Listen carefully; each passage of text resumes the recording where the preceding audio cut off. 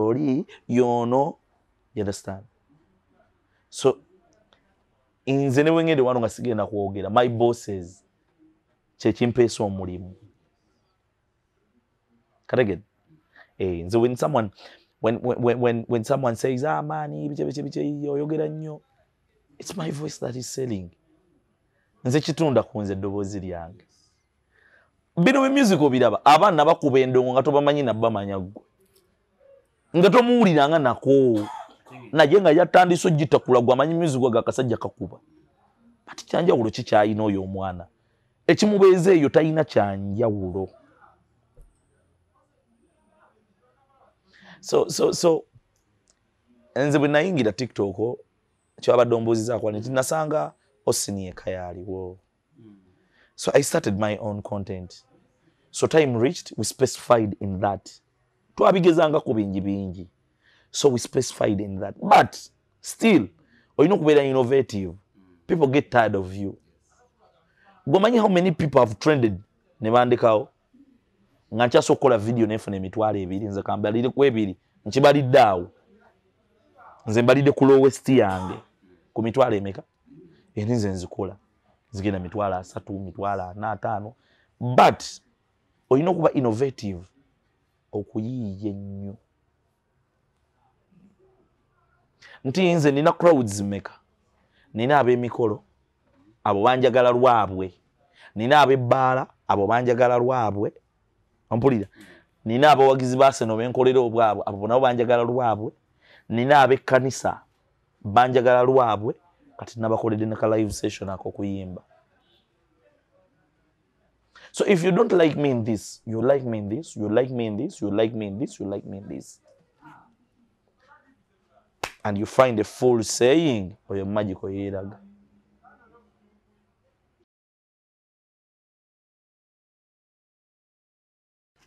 Emikolo gino ofuna otya passion. Otandika okuba disco club. No. No switching to mikolo. Kilabu gye nayingira oluvannyuma. Wali mikolo. Remember biri ebyuma bye naliko byakolanga mikolo. Byakolanga mikolo. Naye nga bagambye nti ate emikolo gyalinga gya layisi. Kuba ffe ng'okuba omukolo si bbanga nno ddene nnyo lyenjogera ne bakuwa ekyena oba ekyesatu ekitundu nga toli comfortable. But time came kyegambye nti how do you package yourself? Nze lumu nalabako mu staff oyo ng'agamba osobola omubuukinga nga DJ kakadde bamuyita most. Ningamba akakadde nga n'ebyuma byaffe tebikolerangako kakadde. Kyokka ono ye azisabanga DJ atya nga takuleetedde na byuma. Wabula zenga DJ. Naye nga bw'ogenda ku peegi ya Mustafa Gayi akola branding. Gayi yeekubya ebifaananyi ebinyirira. Gayi aba smart. Ye DJ gwe twaze mu mikolo gwe nalinga neegomba yekka teri mulala. Era oyo yinspa kati musajja wange wakukiddo twebonga nako. Okitegedde. Naye Gayi kye yateeka ku mmeeza ne bw'ogenda ku peegi ye n'ogiraba kati. Nga kituufu akakadde olina okukamuwa. Okategedde nti naffe bwe twajja tugiraawo mikolo egyo nenjibaamu kati ate Katonda bwe yampa breakthrough nga nsaasidde ku TikTok ate ne biralukira ddala because I think I'm the only DJ on TikTok asobola okukola bu clips banga nyambadde kanzu so okujjanga nekubidde suit yange nenkola editions z'embaga ate sikigaana nno ba DJ balala buli ayagala akikole ki buli ayagala gwe jangu nawe okoleyo kwanjula edition yo giteekeyo. You understand? And I've told you things have changed mpola mpola. So that's how I entered the mikolo things. But lulinga ani akuba omukolo gw'ebbeeyi. Sekati nkubuulira. Mbeera booked. Kiba kitegeeza omuntu akuba night mu week nakuba night 3 n'omuntu akoze okwanjula oba embaga on a weekend ow'emikola ayinza obba amutopinga. Bibiri. How do you brand yourself? Eri abaana mu night life abakola sente za ddala.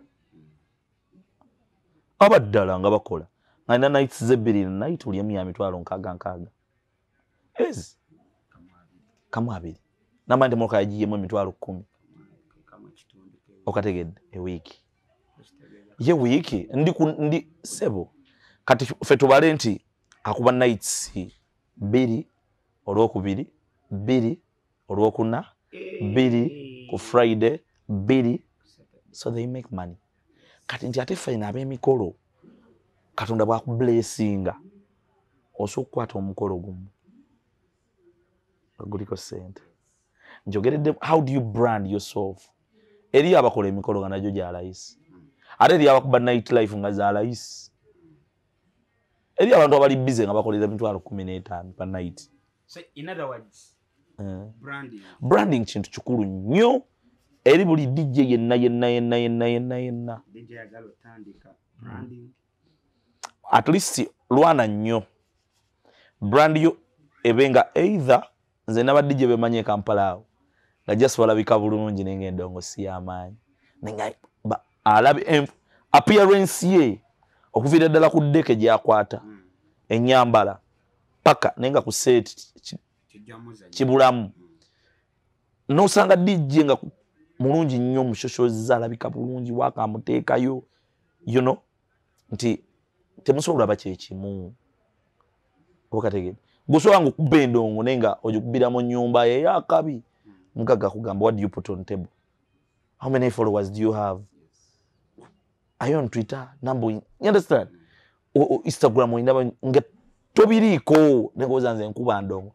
kati okugenda kukolera layisi oba kategerengeza koga. So branding kintu kikulu eri buli muntu yenna oba mulimo ki gomayi lwachezo Coca-Cola ezo bazita Coca-Cola, sorry to mention them, mayi lwache bazita Coca-Cola, it's how they brand themselves.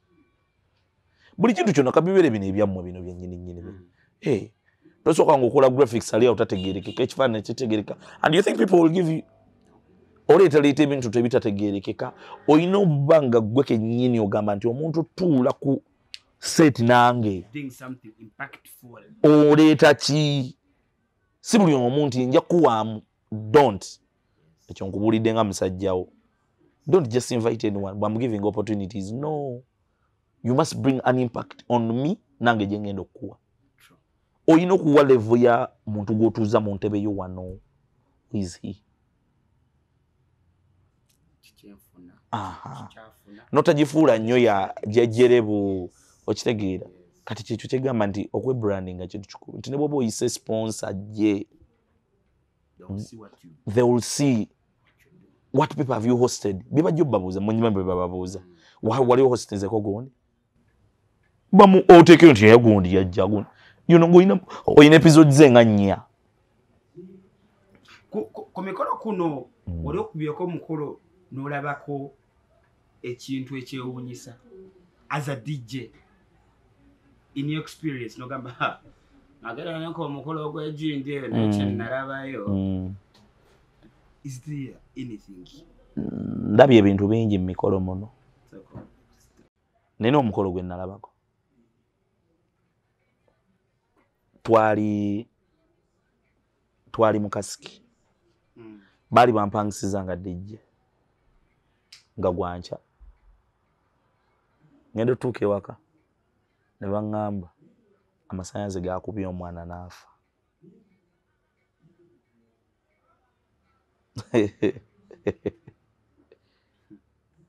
nti amasannyalaze gaakubye omwana n'akola ki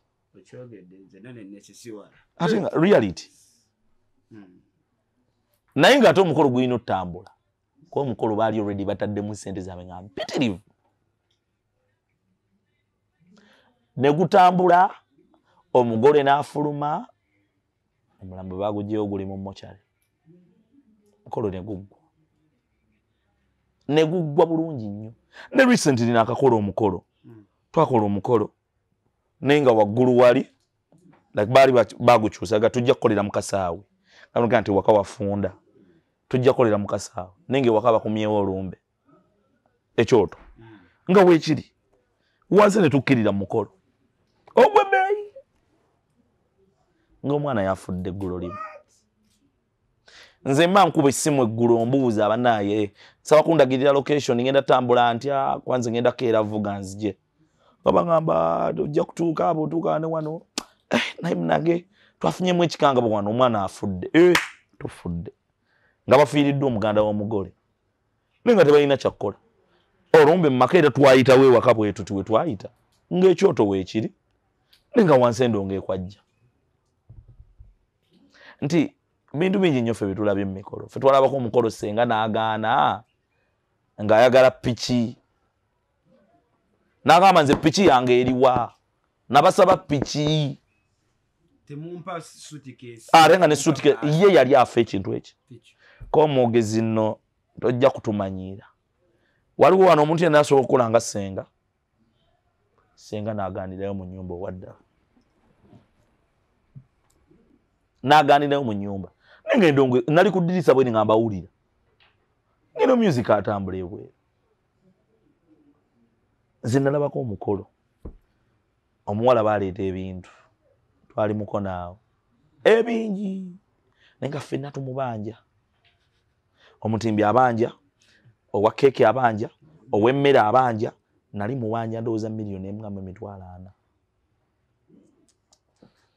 omuwala nampita nanga magiko tojjaako music ngenda kusasula tojjaako nkwegayiridde tondabisa n'ayita n'ow'emmere namugagabula emmere okitegedde ne tugabula emmere n'alugamba mwena temusooka kugenda buli omu beerawo omusajja yaleeta ebintu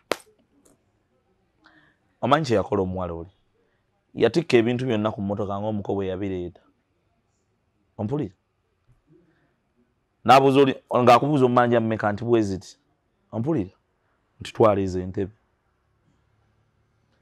nti omumanja sente mmeka genda n'obusawo bwa sukaali obuno bw'omuceere nti omumanja sente mmeka kati gojja twala bino era kakasa ffe twavaawo ne sukaali n'omuceere era lwabitunda namukonaawo funamu sente ezo n'atugamba no family teyanyambako nga nkola omukolo gwange family teyanyambako era agamba waliwo taata waawo ndoza nga bonoba ne taatawo omuto nga ne taatawo waddala no teyamuwa wadde akantu bonoba ne taatawo omuto yali yamuweereza emitwalo ndowooza 3.5 gwe yawa entebe ya taata yeyeewuuba eyo n'amugaa gitwale tajja gitwala oyo taata wange taata baali bamuleetedde piki bagitikka ku mmotoka nga ndaba ne bagitwala twalina suuti yawe mukono n'agabula emigaati gyonna twadda nagyo egyo yatuwamiwa ebyo migaati biki ebyo byonoone ng'abafamire bwe balabaga temugenda bikwatako n'akwata makomo mwe yakolera kuba yakolera wa maama omuto n'amuwa ebintu byonna ebisinga so kati ffe tulaba ebintu bingi twabako obugole yalwala ng'abakondooza banaatera n'otuuka n'agwa eri omanyi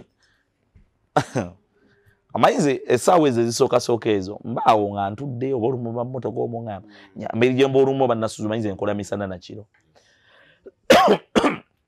manda jana nga mumanyi n'ekiriwo omugole ayinza okufa balwana n'omukazi ne baleeta ambulensi n'emutwala omukolo ne gutandika nga tebamanyi oba omugole omukazi anadda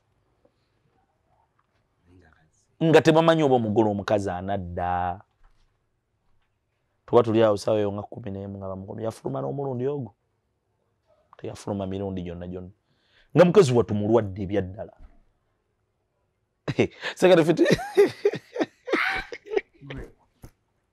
fetulaba ebintu gwe bikola omwo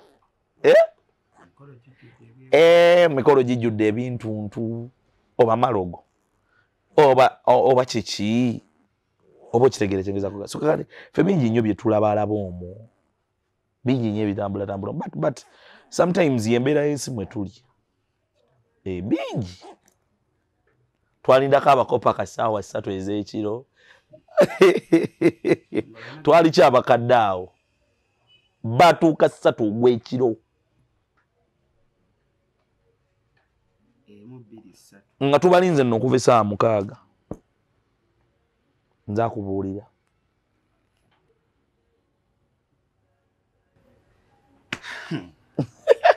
tuline Kelly Steven Kiwanuka aka DJ Magikoke. Njagala genda ku TikTok.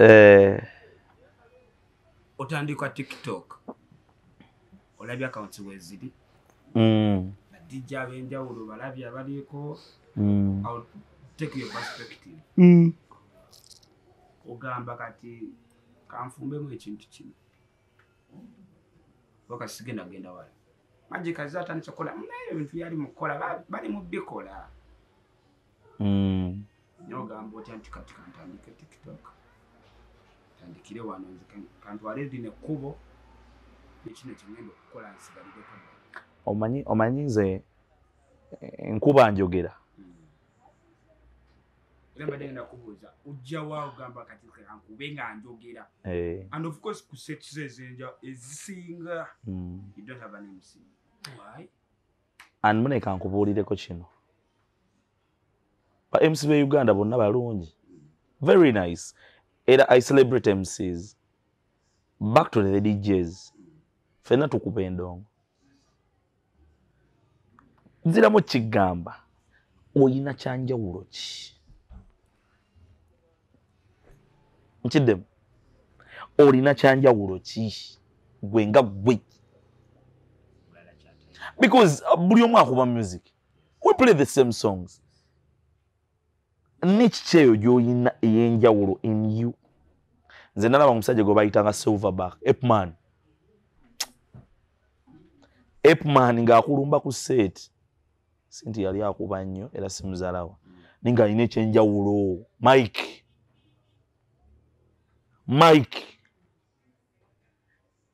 Kati mu bulamu munayinze kale nga mwegomba. And when nakitandika nga mukama wange nakabala kwe nakoleranga bakayitanga inigi makali kirekeyo simazo ninga omusajja bwe nkuba nga sogere nga kwata microphone oyo mujjeko okalegera.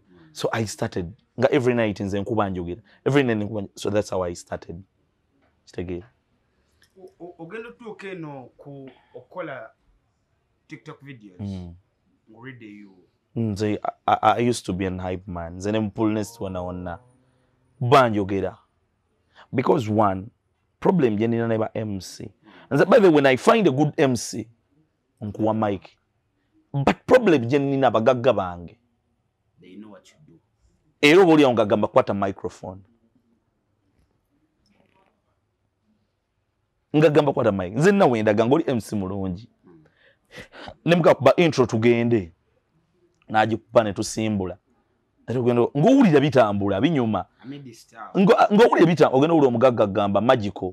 Abamba kubana simu. Ero nawe ntukuulira gamba nga siraba stand ya laptop. Manya ya microphone. Microphone yeriwa.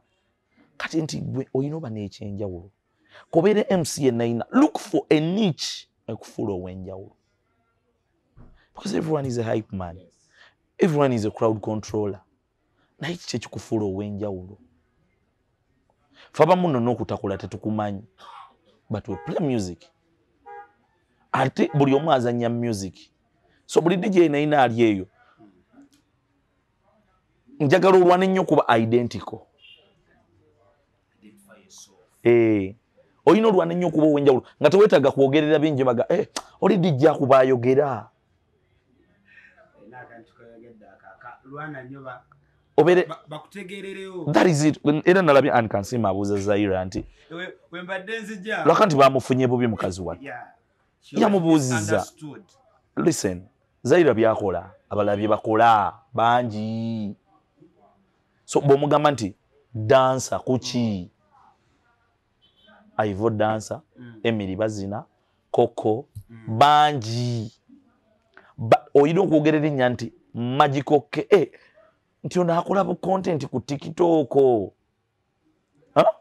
Nti ono gundi nti ono MC akuba ayina kino. Ono MC ayogera agira bwati. You understand? But you can't tell me you an MC ojja kubala toyina microphone yo ojja kubala. You understand? You cannot even create something for you kati bungambo tyambo. In life learn to be identical. Tuyitaga kunnyonnyola nnyo ti Magikoke yono yoli yono You understand? So inze ne wengede wano nga sigenda kwogera my bosses kyekimpeesa omulimu kategedde nze when someone says maani bice oyogera nnyo, it's my voice that is selling. Nze kitunda ku nze eddoboozi lyange.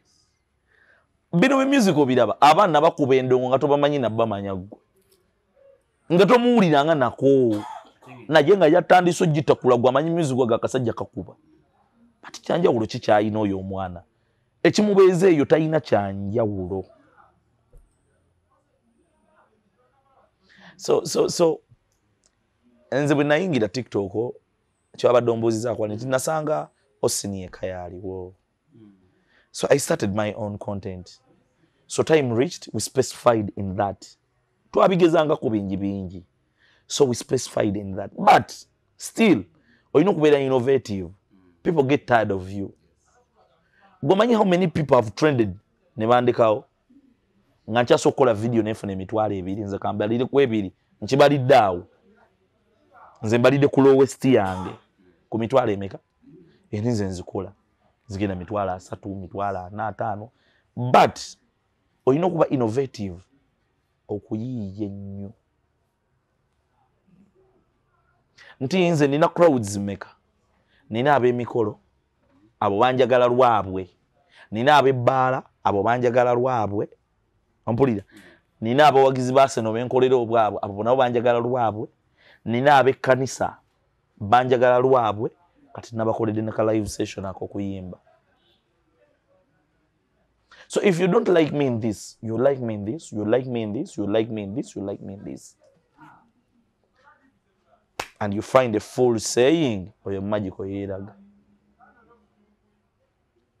But you don't know what we are putting on table. Nange nwana. I don't just sit home and relax. I see down ne neba katulo. Njiya. What is moving? Mbazentia. Akarege. Nino omuntu wange wa inspiration bwenkola. Do you know obanche bonkoledde gwe mbulambu wange. Ebyo byolaba yogera blood wange nze byanninyisa ennyonyi. Ebyo byolaba yogera ibyo. Someone called me. Nene mbaga report gonzi sikweka bintu byange mu November. Ndi musajja yankubira sinanga magical. Mukyala wange mu Nigeria. But ye recommend is a surprising and Oluganda talumanyi. But omanyi lwaki recognizing it is how you dress on TikTok. Ekanzu ezo zoyambala. Yagambye omanyi to this DJ who treasures culture. And I'm going to Portugal in November. I have a wedding still in November tugenda Zanzibar. Kati nze bwengenda I capture that content. Nenkomone mu posting aguluza tuyinzobera ku level yemu naawe. I go capture all that content because embage Portugal, mvude Portugal tugenze Zanzibar. You understand? Kati just abantu bano bagala nnyo tubeere one, but we cannot be on the same level. Nange nina wenjayanira okutuuka ate wesinatuuka. Nina bentunulira nengane mukama. Nange njagala kuba wano. Kategede. So, webiri ya TikTok ya fena si yange. Ajja yakola ki? Ati chali mu TikTok no kubanga you can get your numbers. Obumekirizo. Bring something unique. Bring something unique. Don't do what I do. You'll be judged. He's doing chocolate. Kastoko banange kastoko lecho. Nti ogula gundi kyakola. Kola ekikyo. Kola ekikyo.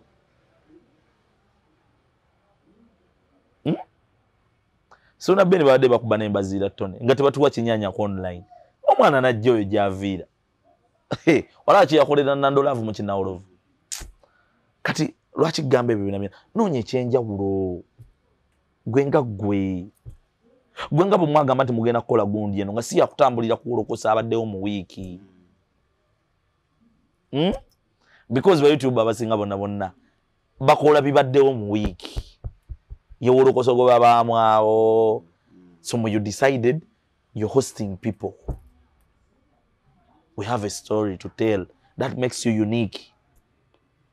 kati kyekyo kyengezezzaako kugamba gwe tolwana kubanga gundi ate tolwana kujjawo gundi tolwana kulagako gundi kategedde buli lwolwana okulagako gundi omaliriza oyo kyezza kuba the person you're competing with takuliiko and let me tell you something era kano okansalirangamu never be in a competition with a person nga takuliiko.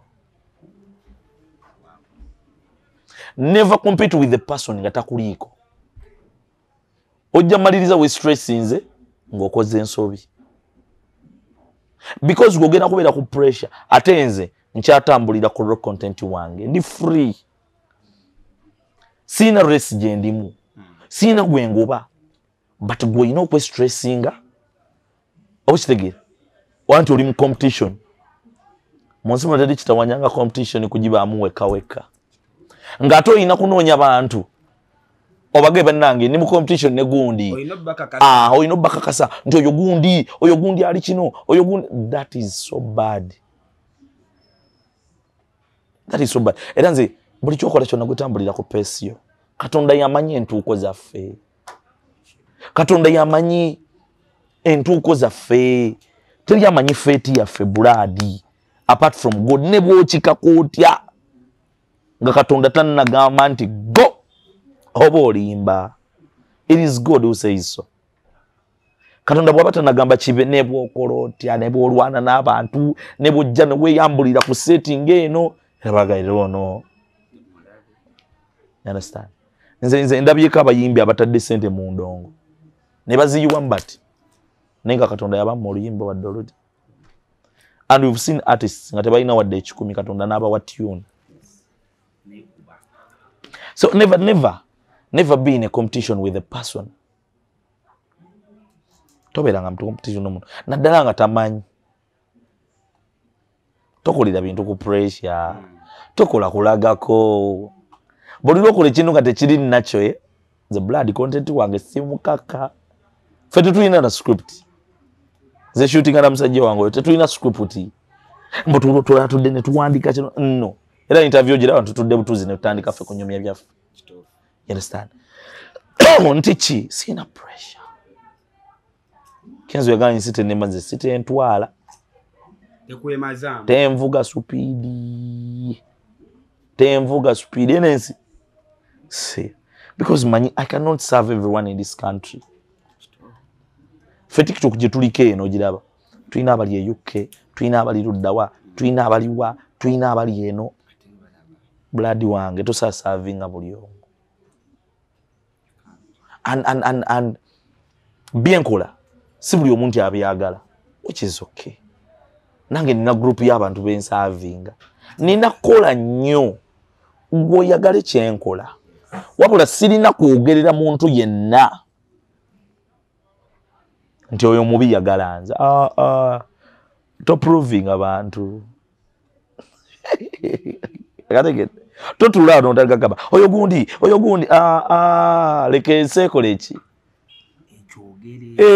esi yeino kyo ambuza magiko ke nsasudde blogger. Nze blogger nkusasula business wise ate namwera bakyali bange si buli omu musasudde blogger njogereko. God forbid. Mbo basasudde blogger akole kino nze sina gwe nkompintinga naye era kino kankyogerera wano enako ezo mbadde ndaba banteeka gondi ne gondi. Bro nze nkola byange sirina gwe nkompintinga naye ndi mirembe gyange. Katonda bw'alisalawo nti magical ke your time is done ajja kumpa ekintu ekirala. Tomanya kiyinza noba nga tekigenda ba mu ndongo. Kati oye Katonda by the way kankubuulireko. That's God. Nze Katonda nze siri ku pressure sina muntu gwendi mu competing naye. Era nze nkwegayiridde mu buli kye mukola kyonna move at your pace. Move at your pace. Sometimes pressure nogiraba buli lwobeerawo gundi yakoze kino wekanga okoze ensobi. Because you want to make that person see you nti ondabye omaliriza okoze ensobi. Buli lwotambulira ku peesi yo oba n'emirembe ebintu byonna bikola mbudde bwo ne buli ogamba ha gondi oyiga n'obulogo. Real people, real stories. Tulize Kelly Steven Chiwanuka, aka DJ Magical K. Njagala kubuuza. I've seen a lot of your videos. Your videos have given me some good memories. I see you doing gospel music. Okay, sugenda mujja kuzikiriza. Story eno nze funye mwecho kuyiga. Olaba nze ali wano nfuna mkatate gwalaga obulaga. Trust me, you're getting something. Okola gospel clips. Ba gospel artists abalala mugenda kunsonyiwa naye ka mentioning this one out. I see you doing Pastor Bugembe's songs. There are so many. But I don't know how you do them. Ni olabira ddala nga oluyimbo lukobye. Kakati oliwa batawuliza gospel nagamba no. I have to listen to this clip. Kati nga sinaba kwogera ku kya Pastor Bugembe. Kansooke nkyogere in a general way. Ekisinga obukulu ne bwe twekola biki ne twekola biki Katonda gyali. Ne bwe tukola ki God is there. And I've seen God change me. You know, nze ndi so emotional. Sagala gendayo nnyo because interview ya lero tubadde n'emirembe gyaffe. Me I go emotional. Nze ndi mubi nnyo by the way. But man njogera Katonda. Let me tell you something. God has been so good to me. But when you feel go emotional, it's okay. No, Still okay. I've seen God change me. Nze kankubulireko man. Fe waffe tetuli bagagga. Nze Katonda ye byonna. Nze man Katonda ambeeredde mu ggwe. Blood nze Katonda abadde mulungi eri obulamu bwange. Nze nagamba Katonda bwe yampa breakthrough. Ne mugamba Mukama siina kye nnyinza kukuwa kwebaza. Mu bbanga lino lyompadde n'onteekayo. Nze ntambula mu kkuba, people calling my name everywhere. Nze siina we nsobola ttambula ne bwe tugenda kati ne nnyingirako naawe yo downtown. Bane nga ngenze kuhaamu oba ngenze buwa. Owulira the atmosphere. Amanyiko DJ waffe. You know. Bwe netuli wakeyo ne ngamba naye, who am I? Who am I? I used to work so hard. Nga sifuna. Nze natoba n'ensi eno gwe buladi gwe. Nze mu myaka ng'esatu emabega oba ebiri gwe wali tomanyi. You couldn't even look for a guy called Magical K ngonoonyeza ki. But the name Magical K was there. Kati lwaki nze bwe nfuna obudde obwebaza Katonda sikikola. Maifa abavubuka challenge tufuna. It is thinking nti ebintu bye tukola omu batubikola akutegeera kwaffe. Blood, there is a special person emabega tuliko. That is God. God. Nze siri nti oba mbuulira njiri, but the only thing I can tell you is it is to love God. When you love God, bingi nnyo byakukyusaamu. Katonda no buli bw'omuwa obudde, Katonda nfe kati nga ffe ababeera nnyo busy. Don't let people bakudimininge nti gwe oba oli mudongo oba oli DJ oba oli ani. Bro, gwe omanyi biki by'olina ne Katonda awo nga muli eyo. Buli lw'oyingira mu nnyumba n'oggyako bw'oti ettaala n'ogenda mu buliri bwo. Omanyi tutwebaka tulowooza. Ffenna okwebaka. Twebakira mu birowoozo. Wali okifunyeko ekyo. Nti buli lw'oteeka omutwe bw'oti wansi. Tosobola kubeerawo nga tolina ky'olowooza. You be thinking about something. Gwe olina kwebuuza. Lwaki nkyali mulamu? Lwaki Katonda anfudde ow'enjawulo out of others? Golooza nze nakamala emyaka mingi nnyo mu ndongo. Golooza nze ndudde nnyo nti oba nina ekyamaanyi ennyo kye nakola oba nina ssente nnyingi nnyo. No. But I've seen God change me, man. Nze nabeerako mu nnyumba ey'emitwalo 7 ngende musasula. Ne bamanja emyezi egi. Egi nkubuulira mazima si kiboozibozi. nasulanga eyo mukiteyo wansi mu ghetto okitege ninga nzije eno nenkuba endongo and people used to see me ninga ani akumanyi katonda tayina kye katonda tannakuwandako ddusu you understand maybe nali negulumiza maybe nali sinamwewa nnyo tonnamutegeera ekyo nakyo gyekiri nti ne bamanje emyezi egi ku 7,700 nga dinagenda walandiruli nemwegayirira kati bwe mbanga at least nina wendiko kati saawa zino gungamba otya nti sitwa kwebaza katonda ongamba otya nti siyinza kukola video nga nze nkola video zo zenkolozereza gospel ne bwetafuna view na yonna nenga nti katonda nze njitaddeyo but njitaddeyo ku lulwo let the world know your name it is okay it is okay nze meme yange ebe esumulu ku sente katonda nkwebaziza era nze video ezinsinga ezensinga okukola it is njogera ku bulungi bwa katonda kumwebaza bebintu byensinga okwogera bulungi bwa katonda na kumwebaza understand kakati twatekawo yo segment nga yakwebaza katonda fe twali tukolanga nze nakubanga ne live ezo nga nkuba gospel yeka nenkyazanga n'abavulizi b'enjiri lwaki nakamba katonda ono kamufunireko space munda munze byonna byetukola ddero nkubulira oba tukoze ekyo oba get time for God nze nkubulira omuntu amanyi katonda tobeera kyekimu na omulala obamu ekyenjawulo munda mu ggwe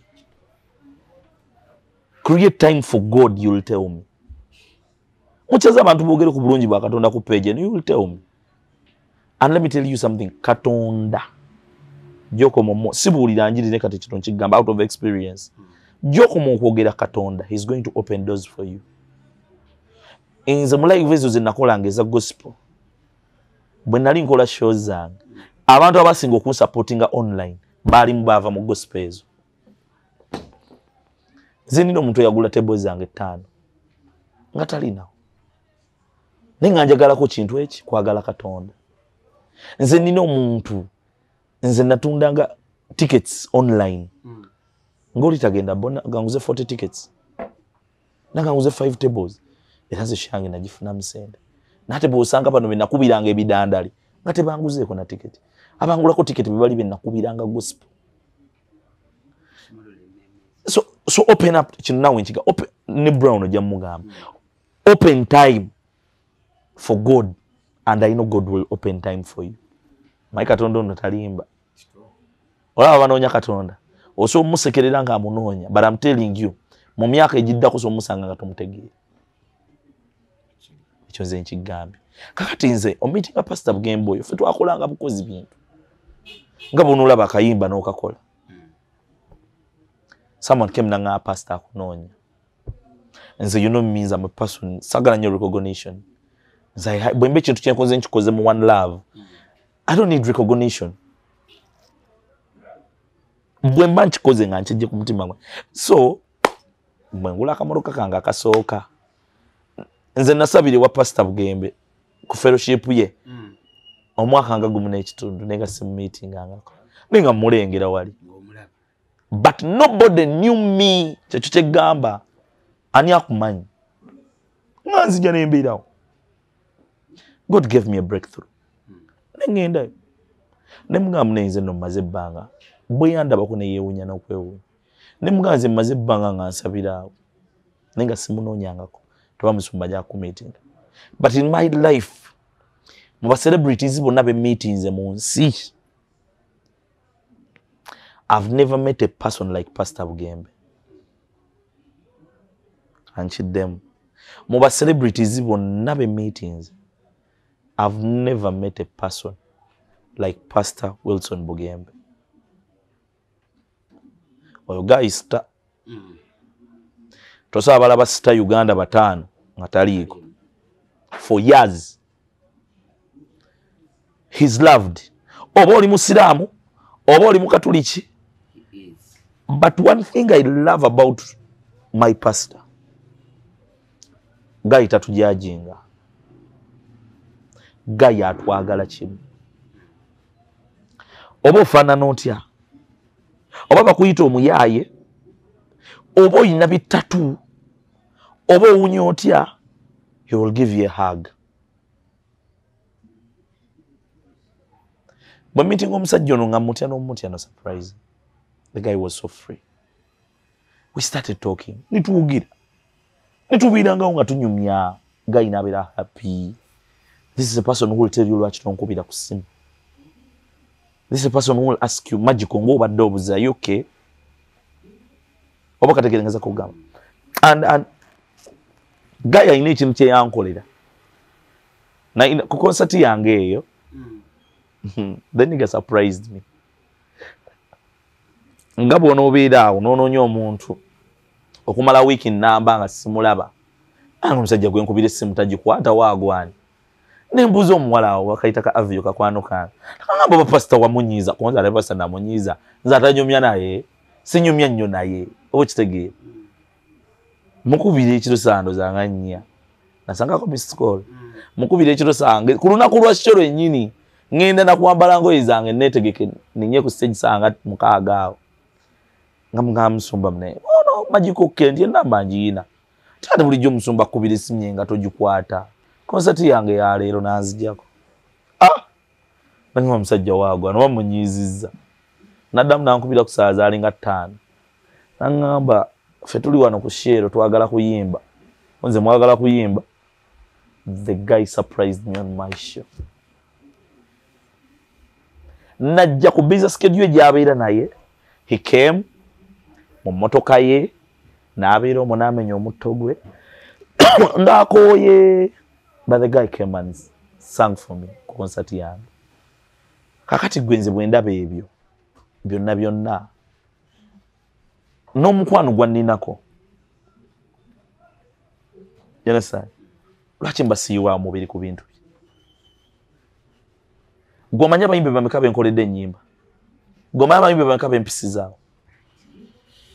Gwe njaga weebuuze bayimbi bameka baali bankubidde essimu. But for him, akubuuza n'okubuuza nakubiranga obuzibu alaba tokutakulaba nnyo. On my birthday essimu y'omuyimbi gye nafuna yokka. I'm telling you. But you know how many artists ababeera mu inbox zange? So munsi nze oyo guy mwigako ekintu eki nti Katonda ne bw'abanga kusitudde, be down to earth. Era ffe nange ennaku z'omwezi 8 tugende tumuwagire ku Serena. 20 years of Pastor Wilson Bugembe. Ennaku z'omwezi 8 ogw'omunaana. Bane guy deservinga. Omanti deserves to be celebrated. I'm telling you. Abayimbi mikwano je. You understand? Mwenna mujje ku concert y'omusajja. Because ono e Pastor Africa tuso tusembeza. Ngafu butu kale ngafu bwe batuyita.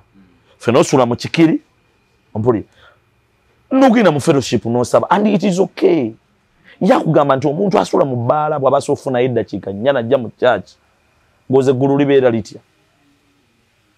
Eggulu lisigala ssanyu nefe amakanisa agamu ogatya n'ogatya. Nze n'ekkanisa gye nalingamu nenjivaamu lwa kutujajinga. So he's a good guy.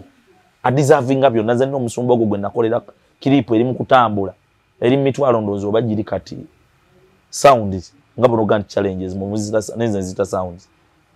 Ndozigenda mitwalo nga 12. Tanyegangako wadde no ne lwe yansanga. Driver we yajja nambuuzaako ye nampitako. Kati. That's what I'm telling you. Lwaki nsowa pastor obudde. He's a good guy. He deserves it. And sikuwogira n'abalala bajja kugamba bw'oli babuuziza about him. He's a good guy. Guy star. Neze negomba nabwegombe bulamu bwe. This is a person gwe mubiira onagamba gikolida kugenda. Aleka bwo yagalo kakasando omusajja oyo mulungi. Olabire ennaku ze ya trending mu bintu bya jjani. Awo. Muntu kyaso trending abulu ngo trendingira bulungi for those days. Kati gwe sikubama kafaananyi singa musumba ebyaddala awanika date nti za mbaga oba mikolo. Abantu bokka omanya abantu abali batandise okweyamba. Musumba okkiriza ffe tupatanye kino. Okkiriza ffe tupatanye kino. Bible egamba nti kyosiga kyokola ki? Kati buli lwosiga obukyayi okungula bukyayi kati gayo he's a father just no guy mulungi nja kutwalayo komo he's a good guy tujja musaba na interview ajja gituma nja kwogera naye bulungi he's a good guy I've been on events ajja ne musaba guy mulungi naimba abagamba kama bakume kama bawokisa he's a good guy mukumire ku mukama gomanye ensengeri gye mujajinzenga basumba banne gomanye basumba bameka bamujajinzenga olwokutusembeza agenda neyo toina gende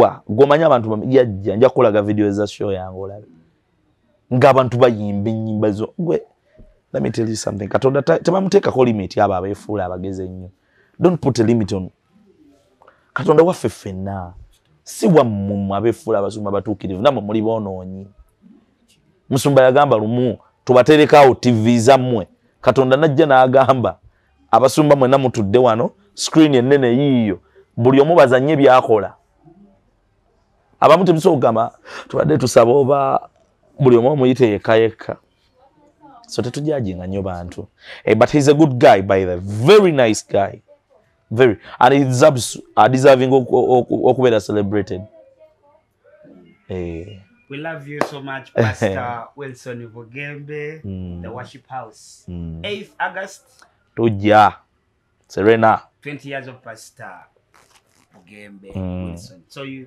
better kola videos yeah wala ayakaimba kogamba anayekana kemba Pastor Bugembe he's a good guy ataina music omulungi sebo ndonga ajirina si akwogerera he has music this ka ajirina nze nkubuulira so but we to living a life mpola mpola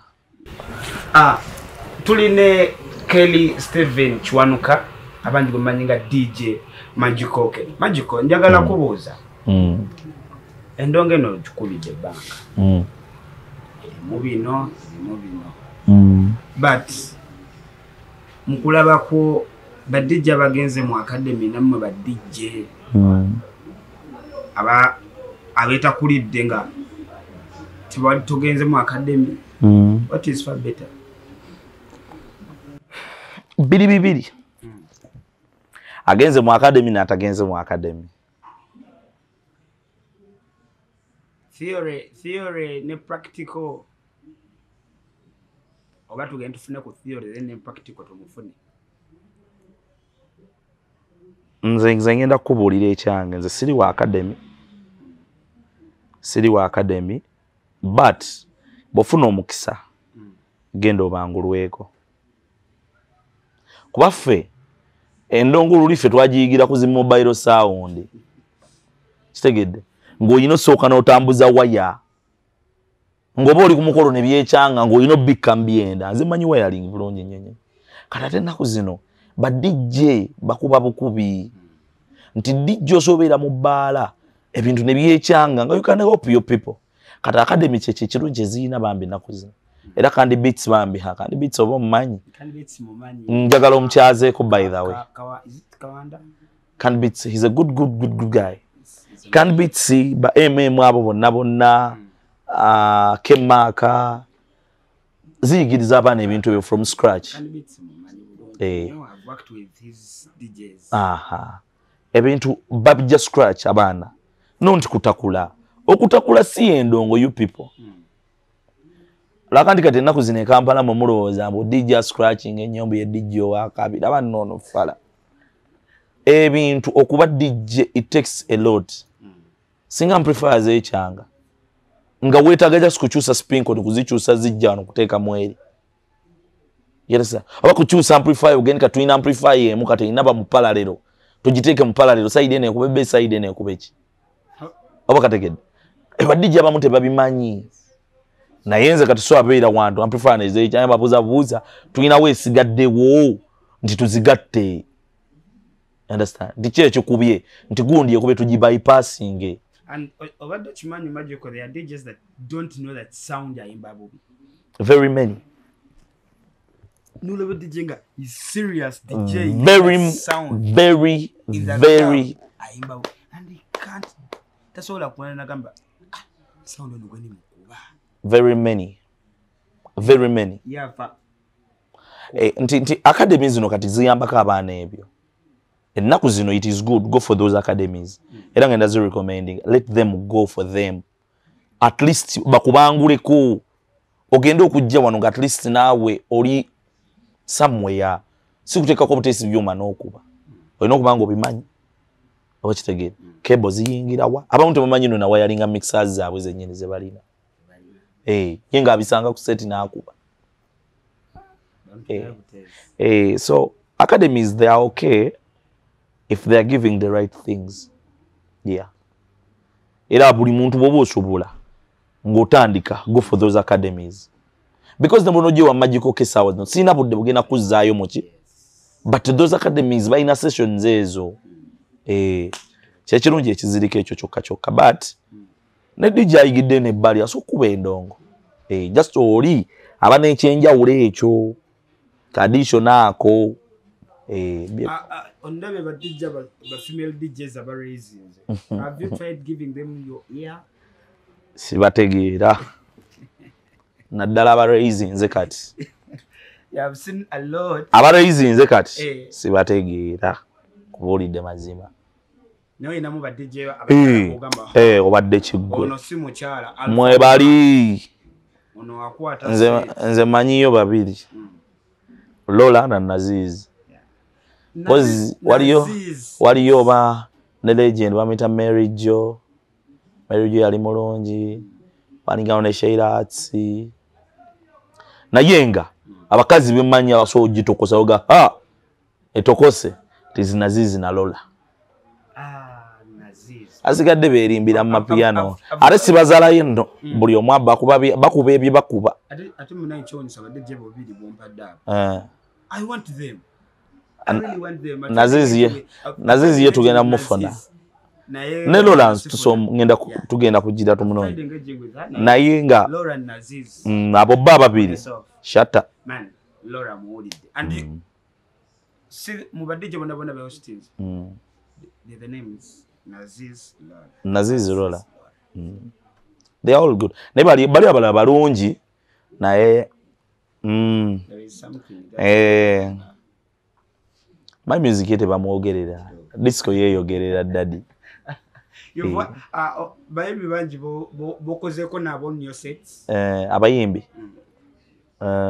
nina mikwano gyange balutalo they're my friends Bamisa Kisemakula they're my friends King Sahat wakafuka bachali Chris Evans mukwano gwange Mary Bata begaba bachali bange the King Sahat you have to do this yakubyene ya game teyo eyo njiswame obuswami katola King Saha aba bayimbi abamusebo okola ikintu no commenting ne kumulema but Saha commenting na reposting you know na kunonya no kudonya King Saha there is a video jenakola mu lockdown ali ndi mukamsinga yo fola abayindi ne bayimbo limba came to my account na commenting he's a good guy naye musajja mulungi bambi then omulala Mary Bata she's also good like good Chris Evans Lutalo ye Platinum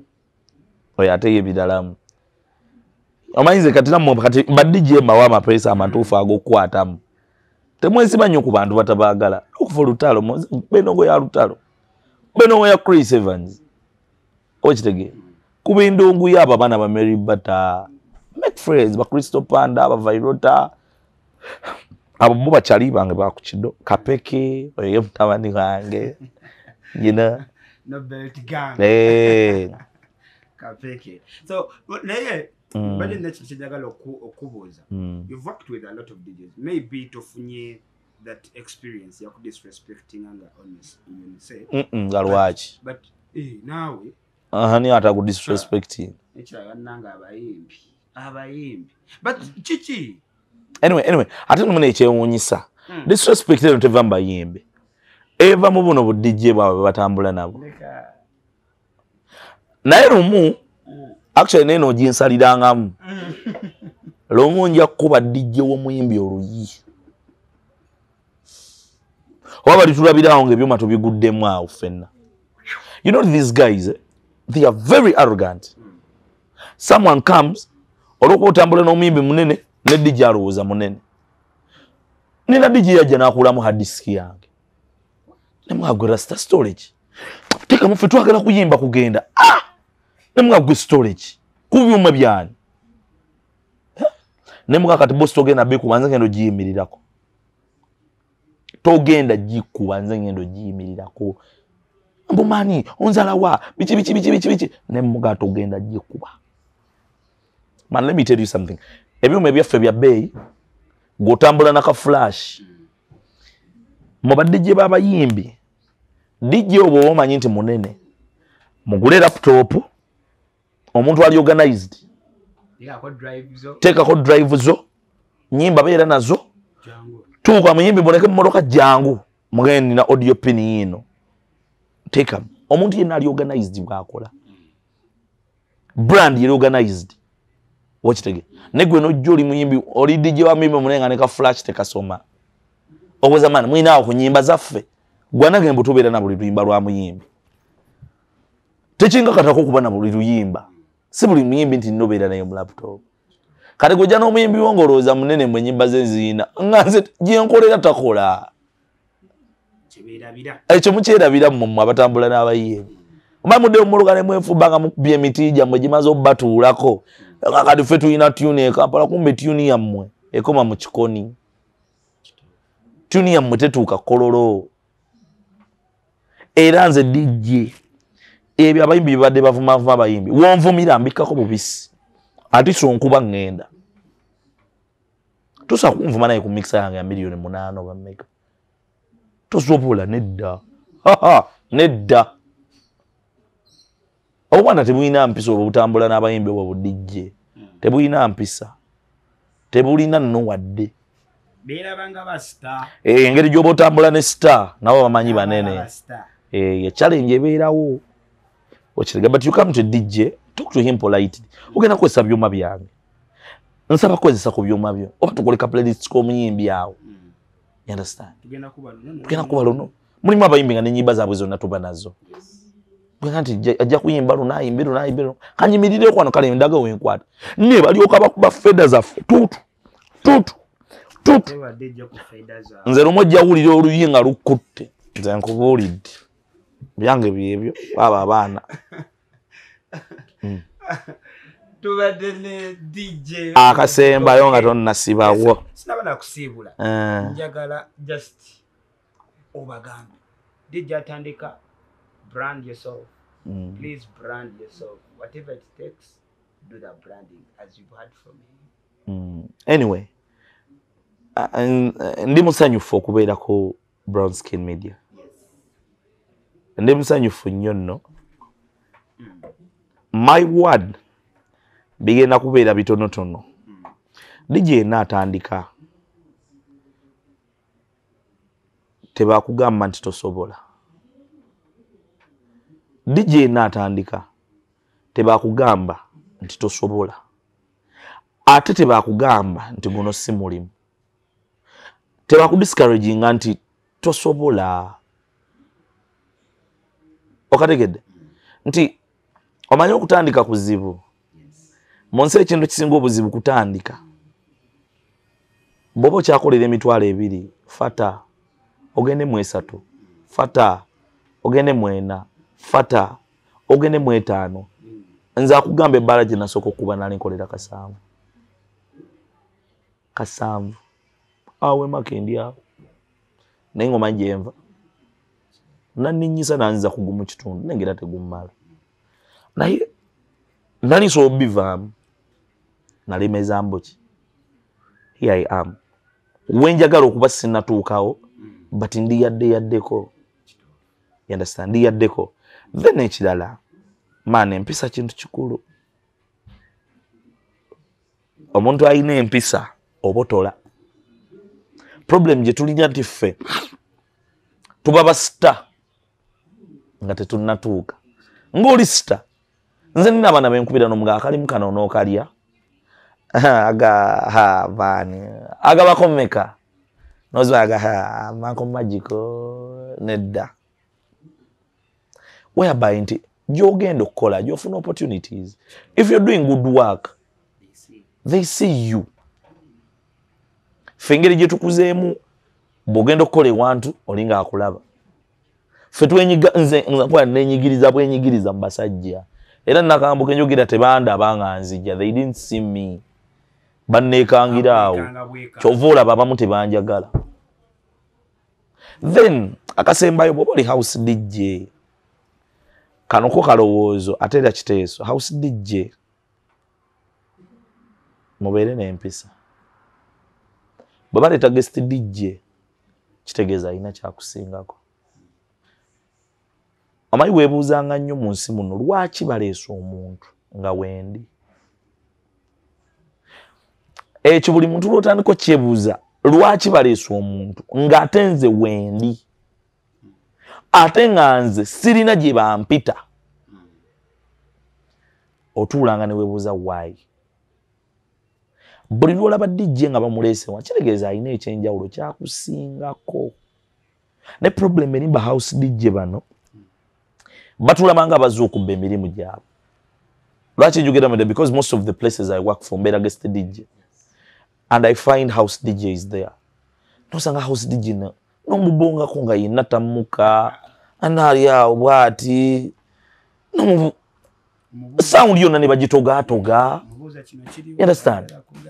Yamubuuza mune tukoze tutya nteeke wano n'omunoonya bunoonya ninga nze mmaze ezannya essaawa ezi nveewo ŋŋende ebbaala ezimu zitukyaza na mulundi gutya n'otadda nayo ng'osigaza ebbaala ayo. So towulira bubi nga baleese guest DJ. Sometimes mubuuze mukyeko contact. Nze nange dda nalinga mu ssiru nga baleeta guest DJ nyiiga. But sometimes bwe baleeta guest DJ gwe yiyizaawo birala. Ompulira oyinza okubeera in-house DJ nga tolina house DJ ng'oli in-house. Bwe baleeta DJ oba budde genda oyiye walala nataba mbanyiiga bunyiizi. Tonyiigira guest DJ si yeeyereese. Tekyanamu ba guest DJ abaana bano tembayisa mu maaso. Kituufu muli ba star naye tembayisa mu maaso. Give them omwamwako ka star treat nga ye naye abawa akabi mubongeko mubuuzeeko abaana abo bakolera layisi by the way. Era ekibuuzo kye njagala obuuza mu abasajja baba owners ffe mutuwa ssente nnyingi ate ba guest DJ bani ba house DJ ne bawa ssente ntono. Kiva kuki kyova omwana ono omutuukako ng'ali biased yenna yenna tammuka. So ffe muzituwe ssente nene omwana ono muwe ssente amuwe ssente ate nammwe ba DJ nzera bane bamanyi yonna eyo gye nkolera. Kino si kyesomba basobola okubagamba. Nze bwe nzija ne nkolera ewantu tipu gwe bampa asinga yenna muwa.